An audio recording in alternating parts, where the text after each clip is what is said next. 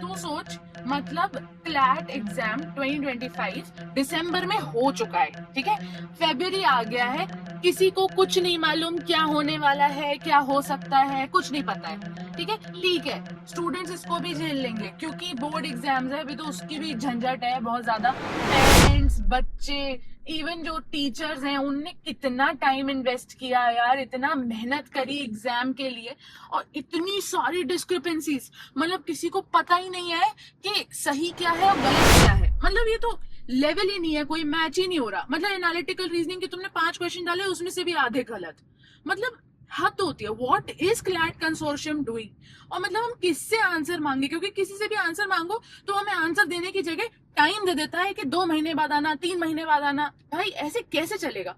लोगों की 2026 के एग्जाम की तैयारी चालू हो गई है, हद है।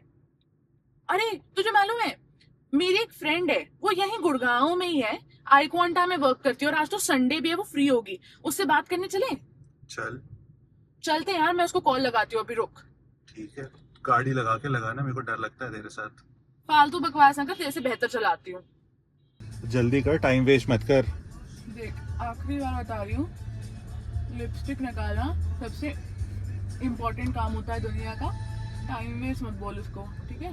ये नहीं करूंगी तो बहुत परेशानी होगी। Do you So remember our class days? It absolutely, was like extremely good. I yeah, remember having chai with you. chai, and then we going to momos tapri, Yes, having yes. momos and everything. So yeah, I remember like that. most of the students these days they actually feel कि CLAT journey में बहुत ज्यादा मतलब आपको वही pressure है। Pressure है, आपको 10-10 घंटे पढ़ना है एवरीथिंग, हाँ बट आप फन भी कर सकते हो. हाँ, Why do I they miss agree, out these I things? Agree, मतलब मतलब उनका क्लैट एक ऐसा एग्जाम है, हाँ यू हाँ. Can do that. और हाँ मतलब अभी हम हाँ बच गए बिकॉज 2019 के बाद से there has been exactly so many changes and so changes. Many Yeah, discrepancies. yeah, discrepancies, right. अच्छा, और अच्छा, tell me one thing, after ये 2025 वाला question paper, they had so many discrepancies, what do you think a student's thought process should be to go for the next CLAT with all these things in mind? मतलब एक होता है ना मतलब हमेशा से मैंने स्टूडेंट्स को ये बोला कि एक्सपेक्ट द अनएक्सपेक्टेड Yes. अपने क्लैट एग्जाम में, और इस बार वही हुआ. 2025 के पूरे पेपर ने यही प्रूव कर दिया.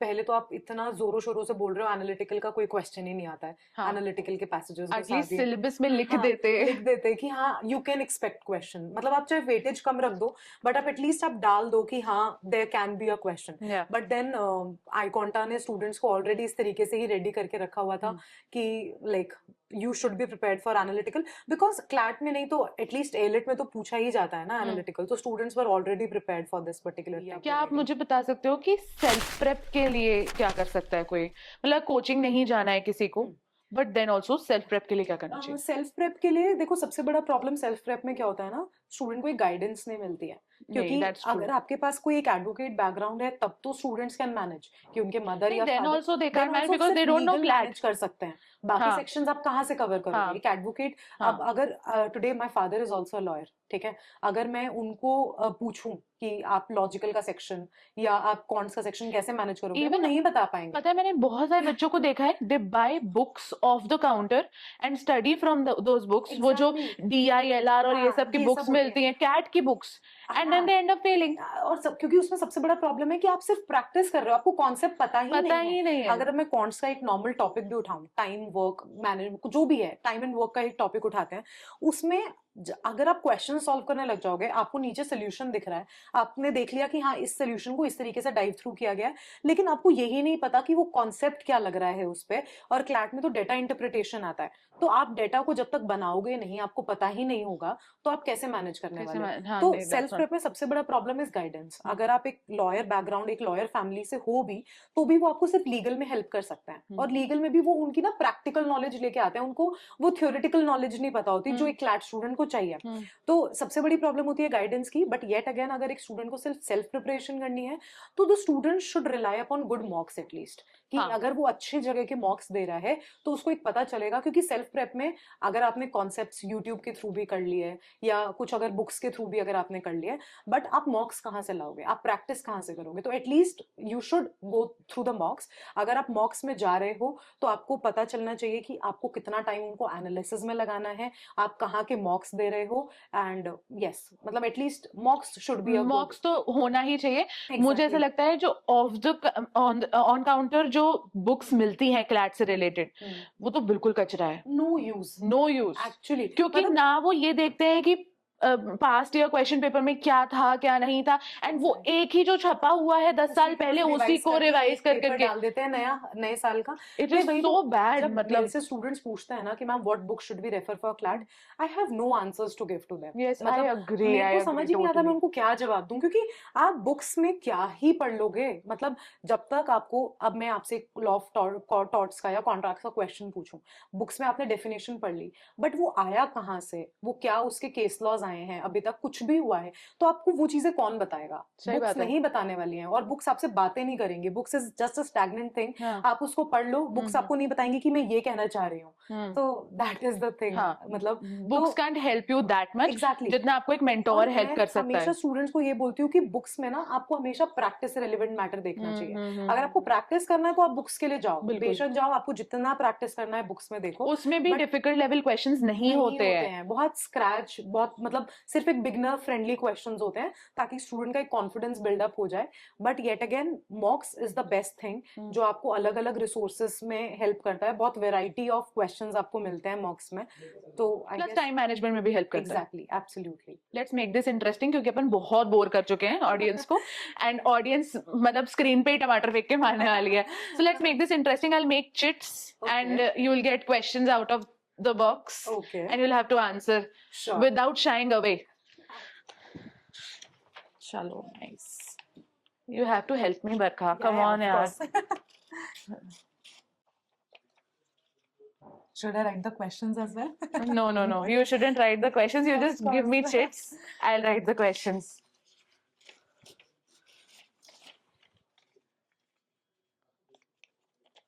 We'll make 8 chits. Okay. So that mathematically sahi baith jayega with the paper. Yes.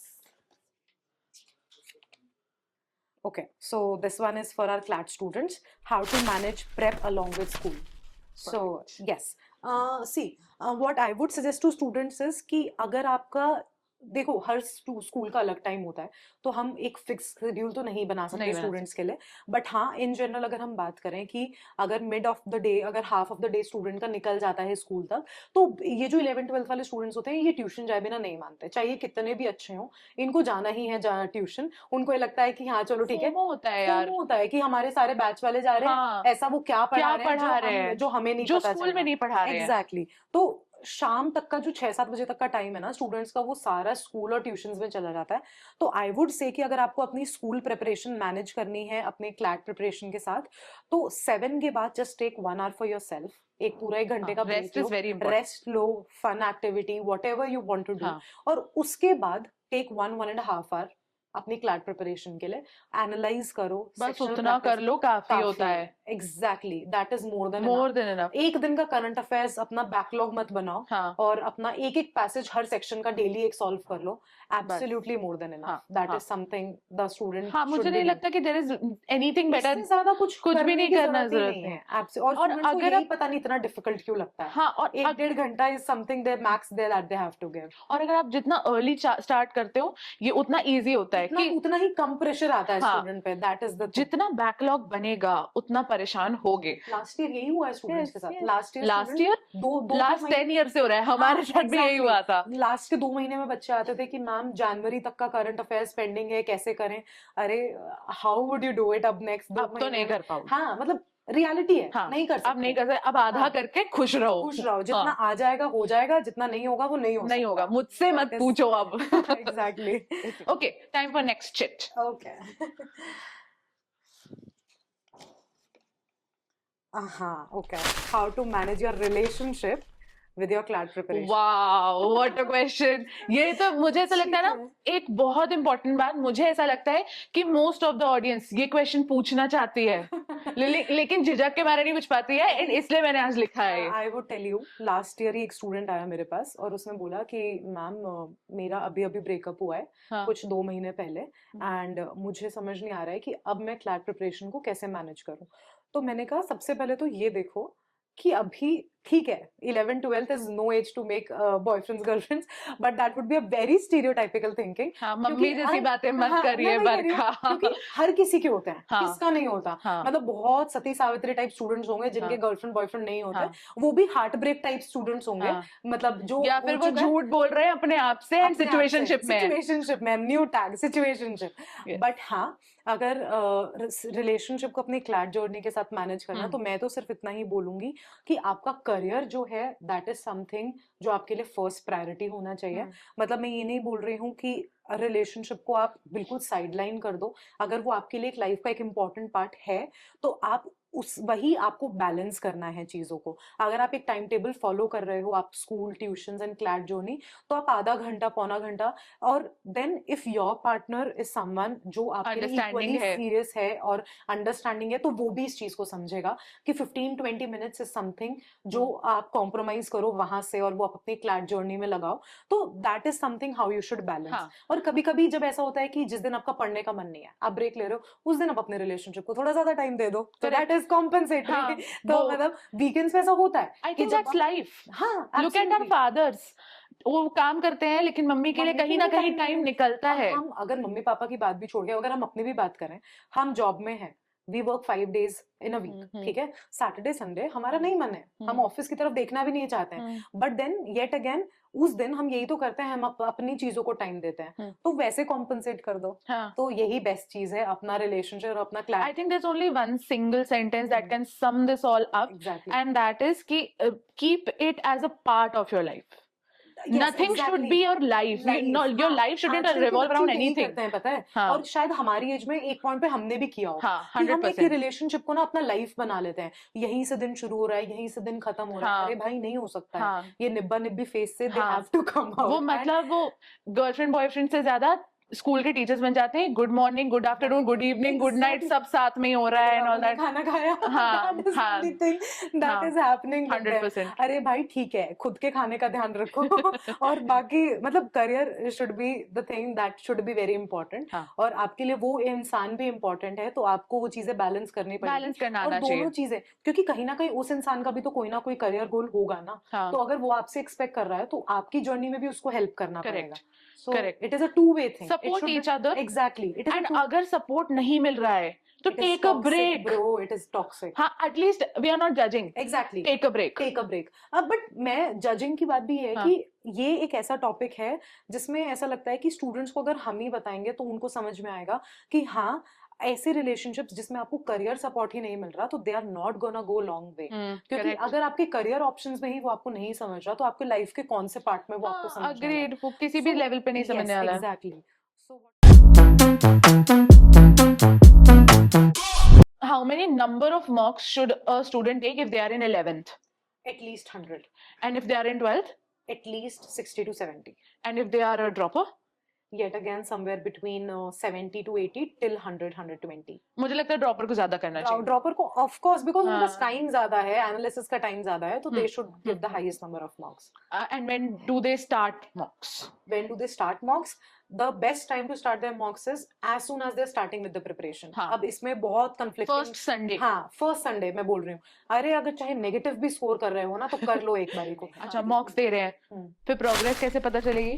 Analysis देखो, अब एनालिसिस में स्टूडेंट्स की सबसे बड़ी गलती क्या होती है कि एक मॉक देने के बाद या तो स्टूडेंट उसको एनालाइज नहीं करता, छोड़ नहीं, देता है, वो तो marks फिर देख के। थक जाते हैं। हाँ, 2 घंटे का पेपर देख के उनको ये हो गया कि चलो छोड़ दो, बस, मार्क्स अब- पता चल गया, अब भगवान ऊपर ही बुला लो हमको। बट अगर आप एनालिसिस कर रहे हो तो दूसरी गलती स्टूडेंट्स क्या करते हैं कि 2 घंटे का मॉक देने के बाद 4-5 घंटे लगाते हैं एनालिसिस के लिए। अब सबसे बड़ा फैक्टर यहाँ पर आई कॉन्टा क्या प्ले करता है कि आई कॉन्टा में मिलता है आपको full analysis, AI based analysis. That's हाँ, nice. उसमें क्या है कि जैसे ही आपने अपना मॉक फिनिश किया, आप सबमिट बटन पे क्लिक करोगे, पूरी विंडो आपकी स्क्रीन के सामने आएगी, एंड उस स्क्रीन पे आपको क्या दिखेगा कि टॉपर से आप कितना पीछे हो, आपको 1 मिनट में कितना, आपको एक क्वेश्चन सॉल्व करने में कितना टाइम लगा, आपको कितना और इम्प्रूव करने की जरूरत है, कौन से सेक्शंस आपको और इम्प्रूव करने की जरूरत है, तो वो पूरी एनालिसिस आपको आपकी स्क्रीन पे मिलती है। How can And- someone improve their mock scores?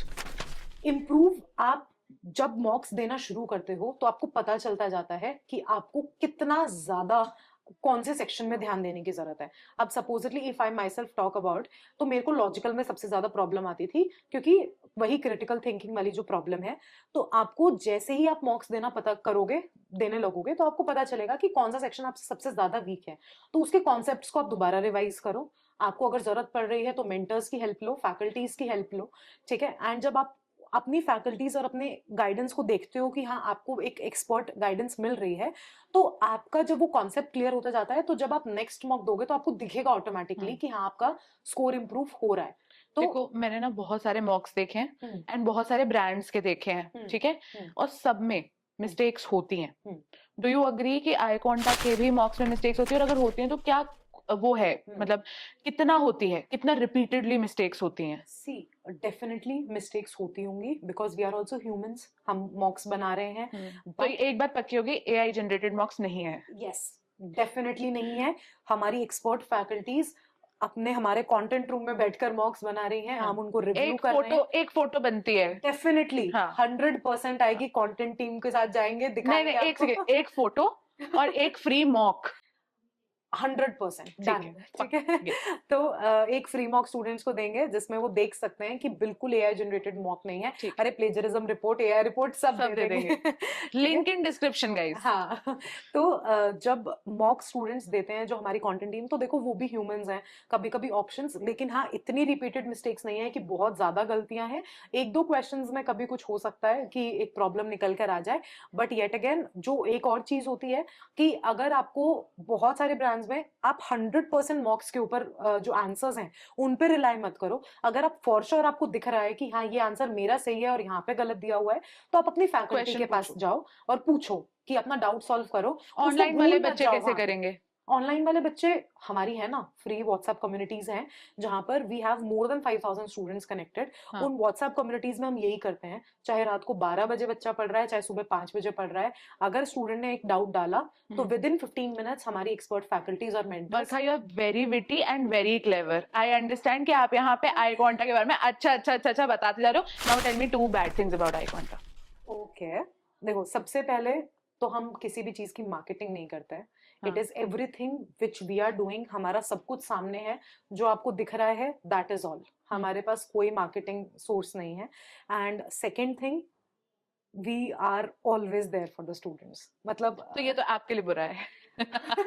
आपके लिए बुरा है, ये स्टूडेंट्स के लिए तो बहुत अच्छा है।